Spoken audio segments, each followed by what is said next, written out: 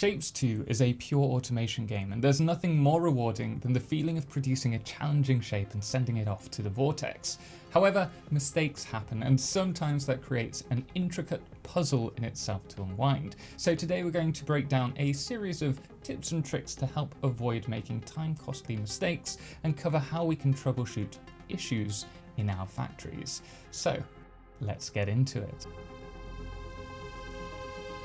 When starting off in Shapez 2, it's easy to see a task and to start building a dedicated line for that particular task. The issue with this is that for every task that you complete, another dedicated line will need to be produced.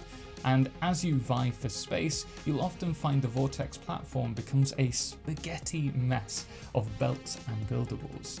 Now, there's nothing wrong with doing this, but building the individual lines and wrestling with the previous factories will take you progressively more and more time to complete each task. Instead, consider creating platform blueprints with a singular function, whether that's rotating, cutting, painting, stacking, or the many other functions that are available later in the game. By creating the blueprints, you'll be able to quickly set up dedicated factory lines that avoid the spaghetti, whilst also easy to delete or repurpose for other tasks later on. By spending a little bit of time setting up these blueprints, you'll save yourself a lot of time in the future.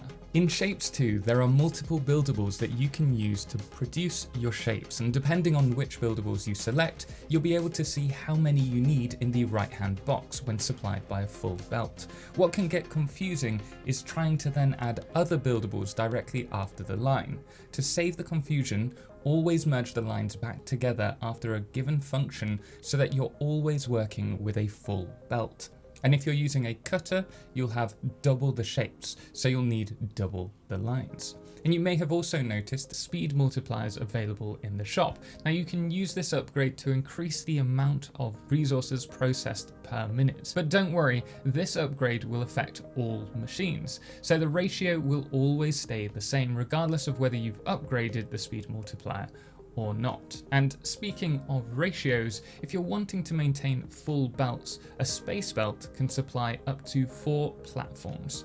So when it comes to optimizing, you can have 4 asteroid miners running at full tilt per space belt layer, meaning a total of 12 asteroid miners per space belt spread across all 3 layers. Now, you can also quickly see if there's an issue regarding throughput on a space belt by looking at them and seeing any backlog of resources. If the shapes are stopping and starting, it suggests that there's too many shapes on the belt to be handled by the current amount of platforms. This could be due to a throttle on the individual belts. For example, if a full line requires 3 cutters per line to run, but each line only has 2 cutters, then the whole line will start to back up, requiring more platforms to function efficiently. If the space belt is running at maximum speed between the platforms and the asteroid miners, but the asteroid miners are stopping and starting, that suggests that there's too many miners feeding a specific space belt level. This is also a great way to quickly work out if there's an issue between factory lines, whether you're using converters in manufacture mode or just sending shapes between platforms along a manifold. It sucks when you've spent hours setting up the perfect factory only to find the end item is wrong. So here's a quick tip to finding the issue. For complex chains, work backwards from the end product to the start. We need to check each segment's production line before attempting to fix the issue. From here, look at each of the factory line segments. If an item entering into that section is the wrong shape, take note of it and continue working through the factory until you trace the section that's working as intended. From here, fix the first section that's not working as intended and remove all the shapes on the belt by selecting the factory and pressing I. Follow the new item through to the next section of the factory and check each factory line until you get to the end product. You don't want to fix the end line first because you may end up reworking something that should work correctly when fed the correct shape. And by the way, if you are enjoying these quick tips, please make sure to keep an eye out on our channels for shorts over the coming months. We'll be intermittently releasing a series of short guides to help you with optimizing your factories. So if that interests you, subscribe and hit the bell icon we have a lot planned, including a community challenge, which we'll be announcing soon. Now, another quick tip is to make use of the extensive building tools that are available. We've already mentioned creating and using blueprints, but if you're looking at building large lines, copy and paste sections as you go.